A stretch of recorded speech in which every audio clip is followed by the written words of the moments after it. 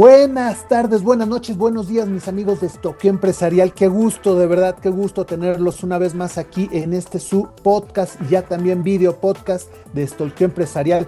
Bueno, pues hoy tenemos un tema genial. Estamos con una estrella del periodismo, pero también estamos con nuestro amigo Uriel Naum. ¿Cómo estás, mi hermano? Muy bien, Pepe, muy bien, muy contento de este episodio, pero además de que nos acompañe un periodista muy relevante en los negocios y en otros aspectos, que hoy nos viene a contar sobre una obra que ha en los últimos días generado mucha expectativa, que es justamente, se relaciona con una pregunta, vamos, que es ¿quién mató al storytelling?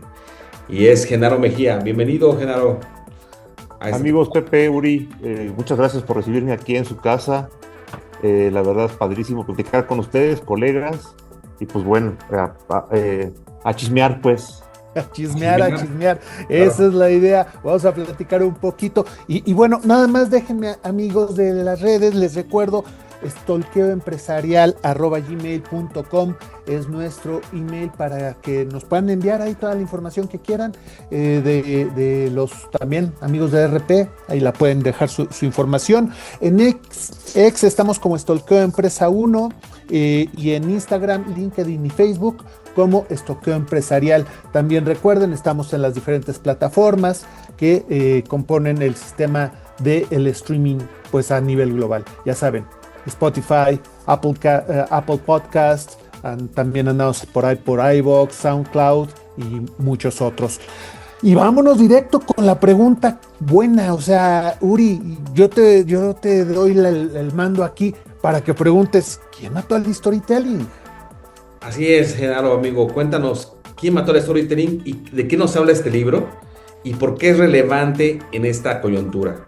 Porque hay un aspecto muy importante, no solamente es una gran idea un libro de esta naturaleza, de hablar de storytelling y la evolución de cómo se ha dado estos modelos narrativos, sino porque en esta coyuntura actual tiene una pertinencia muy amplia. Cuéntanos un poquito, Genaro, ¿de qué va este Pues libro? sí, justo amigos, cuando empecé a meterme al tema y a investigar, muchas personas me dijeron, pues estás loco, o sea, ¿cómo estás hablando de contar historias en un mundo quebrado, en un mundo con guerras militares, guerras comerciales, con inflación, con estancamiento económico? O sea, hay tantos problemas en el mundo y tú hablando de contar historias, ¿no? O sea, sí, había este cuestionamiento, pero fíjate que han ido llegando las piezas y justo ahora que está el auge de la inteligencia artificial es más relevante que nunca.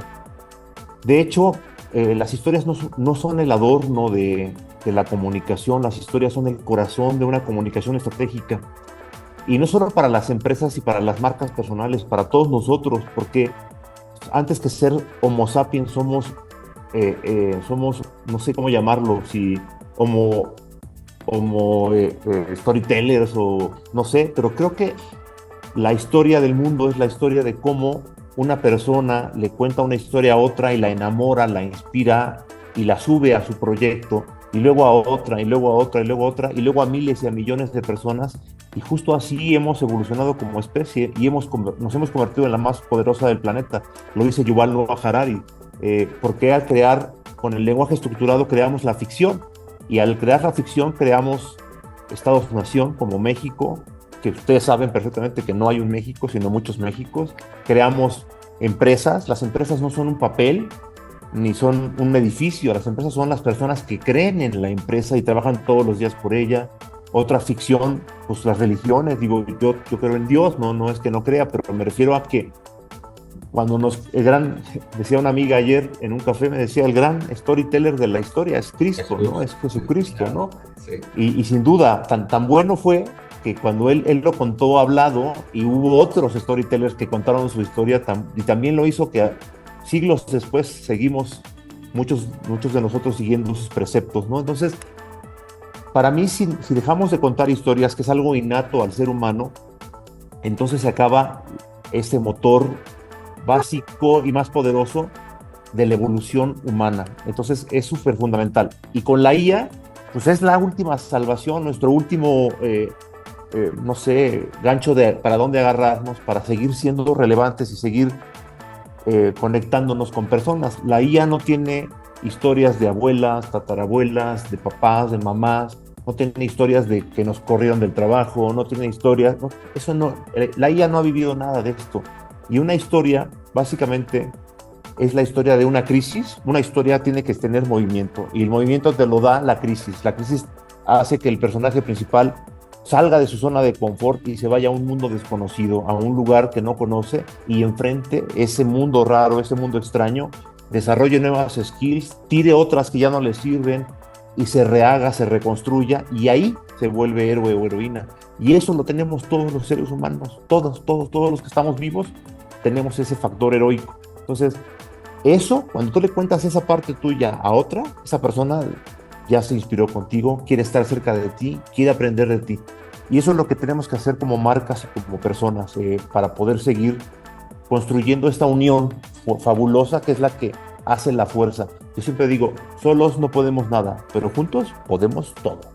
Oye, Genaro, y además Jesús fue el primero en utilizar el neuromarketing, porque a través de las metáforas era como jalaba la atención, ¿no? A diferencia de Sócrates o de Aristóteles, ¿no? Oye, Genaro, creo que a ver si estás de acuerdo conmigo, la muerte del storytelling fue lenta. Es decir, la IA que apareció con más fuerza hace un par de años ha venido a rematarla, a rematar el storytelling, ¿no? Pero me parece que se ha venido, es como cuando en los 60s había estos gobiernos represores y agarraban a la gente que no estaba a favor de ellos y los iba torturando poco a poco, ¿no? Me parece que así fue con el storytelling. ¿Qué causó justamente este abuso del storytelling, Genaro? Cuéntanos un poquito qué fue lo que fue agotando el storytelling y que además, pues hoy lleva justamente en el libro que nos estás mostrando a plantear su evolución. ¿Qué fue eso que generó ese desgaste, esa tortura permanente, silenciosa, sistemática? Pues mira, en el libro justo hay dos partes. La parte en la que hablamos primero de por qué hoy, aunque tenemos toda la tecnología, la mejor tecnología de la historia para comunicarnos, es cuando más trabajo nos está costando comunicarnos con nuestras audiencias clave, tanto como personas como empresas, como marcas. Y hablo de infodemia, de infoxicación, de un exceso de contenido que no nos deja ni siquiera discernir qué importa y qué no importa. Hablamos de esto, a eso respondo a tu pregunta. El storytelling se utiliza en los negocios tal cual como un sinónimo de una herramienta para contar historias en la publicidad y en la comunicación corporativa. Y no, el storytelling es el arte de contar historias, pero se nos olvidó que no nomás es para vender. Ahí nació el problema desde el primer uso del storytelling. El storytelling no nomás es para vender, y se ha mal usado solo para vender, a costa de lo que sea, incluso de contar mentiras. Ahí empezó el problema. O sea, digamos que se empezó a usar en los negocios ya desde el principio mal, y ustedes como comunicadores igual que yo saben perfectamente que además una empresa no tiene solo a ese stakeholder, es decir, al cliente, tiene otros muchos con los que se comunican, quiera o no, se comunica con sus proveedores, con sus distribuidores, con sus inversionistas, con la gente con la que les da servicio de limpieza, de alimentación, etcétera.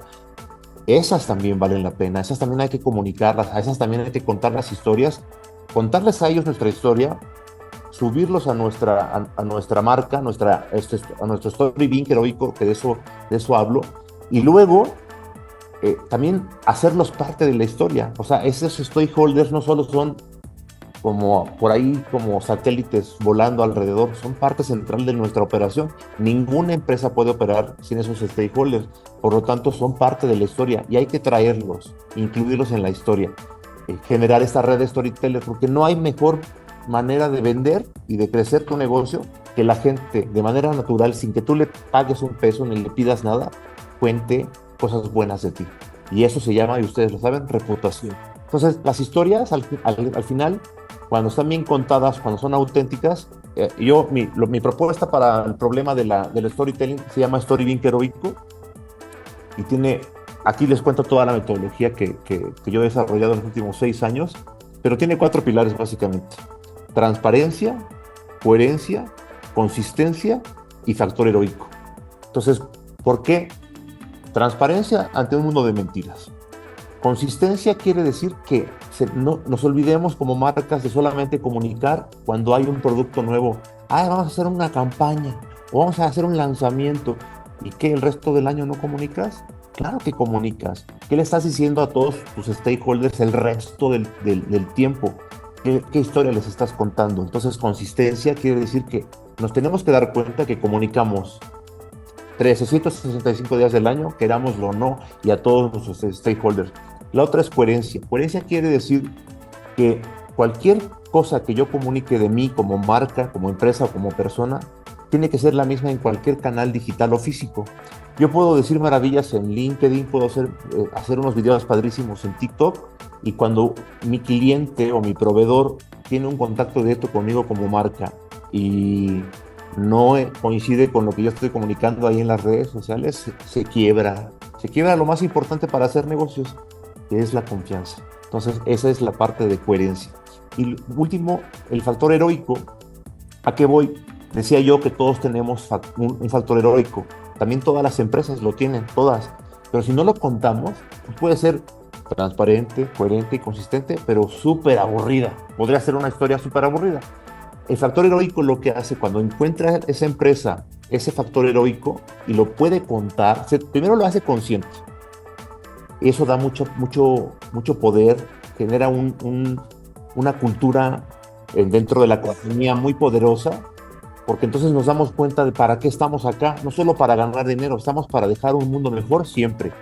Y entonces la gente se compromete. Y entonces cuando salimos a contar afuera, ya no es una historia ordinaria, es una historia extraordinaria.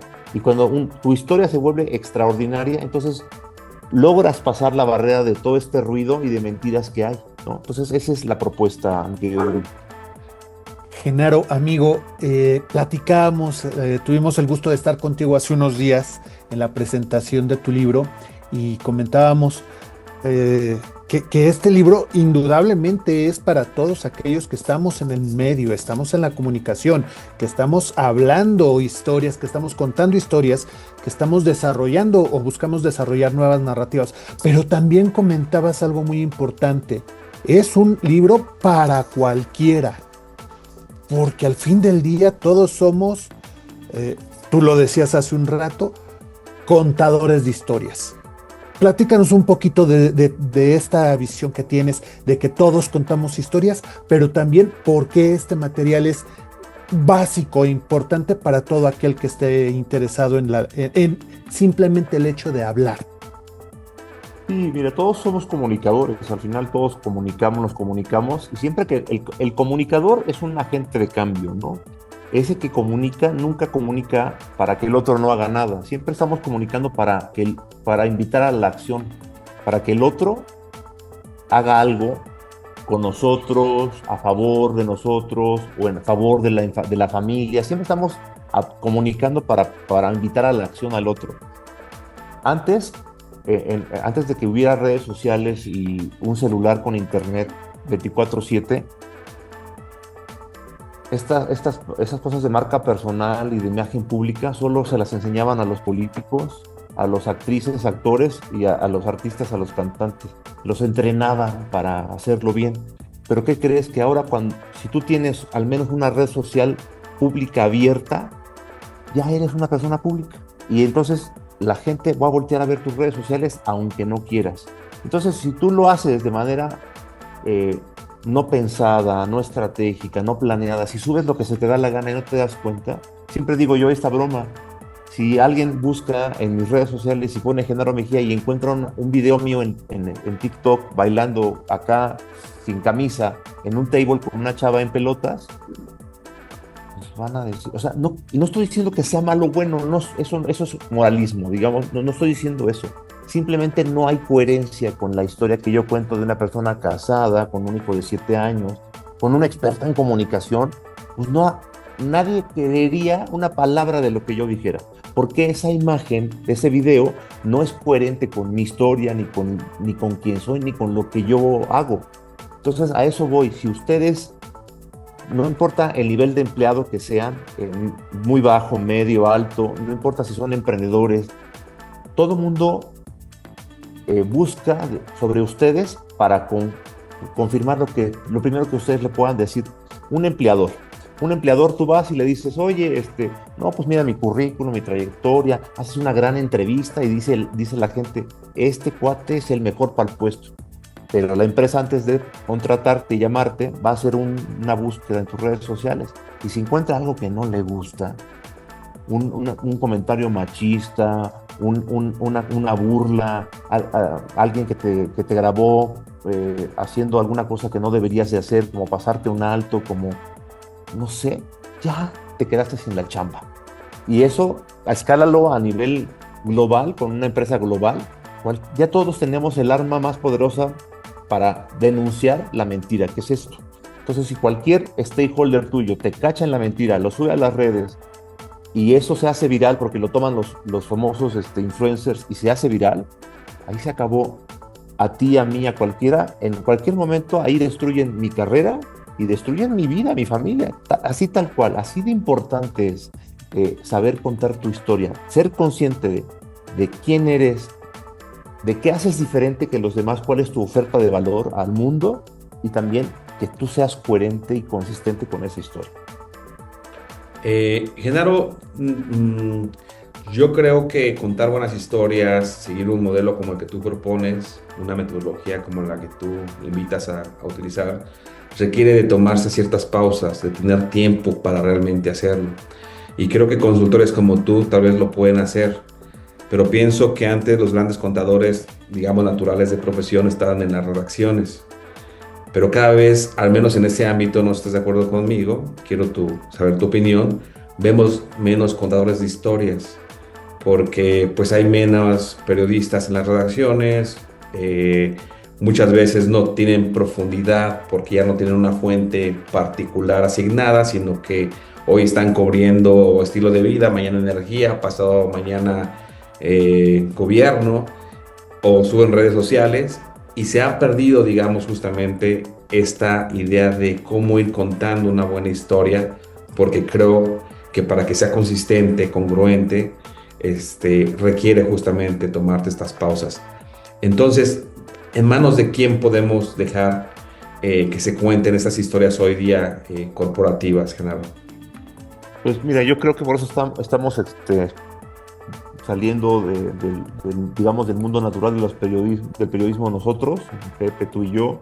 Yo creo que somos nosotros a los que nos toca seguir contando esas historias corporativas, y muchas empresas ya se están dando cuenta de que es así, de que ya no es en los canales clásicos de periodismo, y no sé, no es que es culpa de todos y es culpa de nadie, ¿no? Es un modelo de negocio que perdió relevancia a partir de Internet. El periodismo clásico está clavado en el kilo, en la inmediatez, en quién sube primero la nota, y eso no tiene ninguna relevancia. Si nos preocupáramos por dar el servicio, para lo que deberíamos estar es para dar un servicio. ¿Cuál es ese servicio? Podríamos dejar de publicar 90% de lo que se publica hoy, te lo firmo, y no pasaría nada, el mundo no cambiaría. Pero si el otro 10% que fueran las noticias que realmente valen la pena, a esas le metiéramos el tiempo que tú dices, de investigación, de contextualización, de traer los datos y de explicarle al lector por qué es relevante para él esa noticia, esa nota, entonces esas 10 harían la diferencia y empezarían a concientizar a su audiencia. Y la gente diría, yo quiero estar en ese medio porque me explica por qué la inflación me importa, me explica por qué la guerra en Medio Oriente me importa a mí, qué me afecta. Pero cuando tú le explicas claramente y le das información que hace el periodista que tiene tiempo, y que los periodistas tal vez quisieran, no sé si quisieran o no, no lo sé, pero si tuvieran tiempo, pero no tienen tiempo porque los traen en friega, ni los líderes de los medios, que tampoco son periodistas, tristemente, entienden nada de esto. Y por eso es que el periodismo clásico está en decadencia. ¿Quién mató al periodismo? ¿No? Pues también la verdad es que todo el mundo ha estado ahí, y todo el mundo somos culpables de que este oficio tan noble y tan necesario se esté muriendo. Es una tristeza lo que nos dices, Genaro, pero es una triste realidad. Estamos viendo que el sector del periodismo está siendo atacado, eh, no solo a los periodistas como tal. Tenemos altos índices en México de muerte de periodistas. Vemos también problemas a nivel global en otros países, en guerras, como los compañeros periodistas están en peligro, pero también tenemos el peligro de contar las historias correctamente, y ahí es donde tenemos que trabajar muchas veces nosotros, en cómo hacer mantener estas buenas historias y contar bien estas buenas historias. Y ahí es donde me gustaría hacer mi última pregunta, Genaro, porque ya nos come el tiempo. Ya nada más le dejaría a Uri que cerrara con otra pregunta, pero mi última pregunta sería, mi amigo, ¿cuál es el futuro del Story Bean? Del Story Bean, a diferencia del storytelling. El storytelling ya está muerto, pero el Story Bean está naciendo. ¿Cuál es el futuro que le ves? ¿Hacia dónde crees que podríamos meterlo? ¿Cómo lo podríamos trabajar? Tiene todo el futuro del mundo para mí. Primero que estamos en el periodo de evangelización, en el periodo de que la gente lo conozca, le entienda y crea en esto.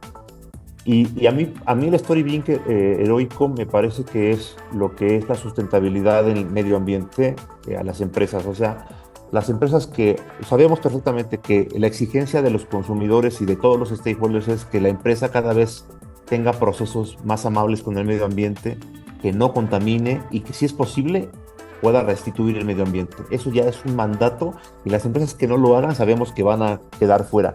Para mí, lo mismo pasa con Story Bean. Las empresas que no se abran y no sean transparentes, coherentes, consistentes, van a perder mercado. No van a querer trabajar con ellos ni proveedores ni inversionistas, y los clientes no van a querer comprarles, porque los clientes hoy pasa, generación millennial, generación centennial, los que vienen como nuestros hijos alfa, y ven que la marca que les gusta no cuida el medio ambiente, si ven que cuenta mentiras, ese instante dejan de comprar la marca. O sea, así de sencillo, ¿no? Así va a pasar. No van a sobrevivir. O le entramos al Story Bean todos, bueno, ahí luego nos cuentan su historia de quiebre. Las empresas no van a hacerlo, ¿no? Oye, Genaro, a mí me gustó algo que escuché de ti en tu presentación del libro, que además estuvo muy padre la presentación, porque fue toda una historia, cada acto, ¿no? De esta presentación de tu libro hace unos días. Pero me gustó mucho un tema que tú manejaste, que es también hay historias que se pueden contar en positivo, porque de repente pensamos que todo tiene que ser malo para que haya historias, ¿no? Y de lo malo, me parece, y coincido totalmente contigo, ya estamos hasta el copete. Nada más métete a cualquier portal y ahí encuentras puras cosas pesimistas, que luego nos explicamos, oigan, ¿por qué los adolescentes están en esas crisis existenciales? Pues bueno, nada más hay que ver lo que consumimos todos, ¿no? Pero bueno, más allá de eso, estimado Genaro, también hay un aspecto que te quiero preguntar antes del cierre, porque ya estamos a nada, y es siempre en esta idea del héroe, siempre tiene que ser la empresa la que es el héroe, porque me parece que en el pasado, justamente del storytelling, de repente las empresas decían, es que yo en esta historia tengo que ser el héroe sí o sí, sin darse cuenta realmente que a veces no necesariamente la empresa es el héroe. A veces son los colaboradores, a veces son los clientes, a veces es otro actor externo, ¿no? Entonces, cuéntanos un poquito, porque si no lo pongo sobre la mesa para que no pasemos del storytelling al storytelling bajo esta idea de que siempre la empresa es la que es el héroe. A veces no es así. Cuéntanos un poco de ello rápidamente, Genaro. Porque lo único que nos liga como personas, que nos hace iguales, que nos hace conectarnos es la crisis, porque todas las personas vivas hemos pasado y seguiremos pasando crisis. Eso nos hace iguales. Pero si nos quedamos en la crisis, entonces se vuelve la Rosa de Guadalupe. Es puro llorar y pura noticia negativa que no construye nada. Lo que luego queremos saber es qué pasó con la crisis, qué hizo el personaje principal con la crisis, cómo la resolvió, cómo salió adelante, y eso se vuelve inspirador y se vuelve, pues, conocimiento puro. Entonces, la empresa debe de encontrar esa parte suya y contársela a los demás para que los demás digan, ok, esa empresa es como yo. Primero, sí, hay que encontrar ese factor heroico en la empresa, sí, pero luego no se puede quedar ahí. Tiene que entrar hacia adentro, hacia arriba, hacia los lados, y contar las miles y millones de historias que hay en la corporación, en todos sus stakeholders. Hay, si rascas poquito, hay historias heroicas desde la persona que hace la limpieza en la empresa, desde los que están en proveeduría, los que están en logística, la gente que está en la administración. Ahí hay que traer la historia, hay que traerla. Y luego también incluir a los propios clientes, contar sus historias como heroicas, no sé, proveedores, todo. Historias heroicas hay en todos lados. Nada más hay que rascarle tantito y luego contársela a los demás. Y todo eso genera, primero, que esa persona a la que tú le das la voz y haces que cuente su historia, y generas un engagement tremendo que no genera otra cosa. Y segundo, inspiras a un montón de gente que con la historia solita de la empresa no podrías enamorar, ¿no? Pues vayan, amigos, ¿quién mató al storytelling? Vayan, se encuentra en Amazon, cómprenlo, por favor. Van a hacerle un bien no solamente a ustedes, sino a las empresas donde ustedes laboran o a los proyectos que ustedes traen. Siempre es un gusto, estimado Genaro, platicar contigo. Siempre el tiempo es poco, ¿no, Pepe?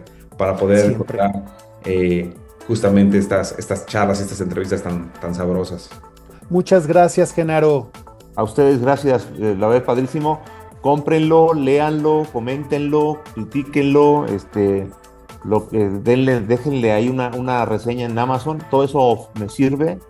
La verdad, uno no escribe un libro para hacerse rico, al contrario, pierde uno dinero, pero realmente yo sí creo que hay cositas que se juntan y que te dicen, ya, güey, te toca, hazlo ya, tienes que hacerlo. Y pues de alguna manera esta creencia que el futuro del storytelling o del mundo es contar historias reales, humanas y honestas, es mi contribución al mundo, no es mi propósito de estar acá, ¿no?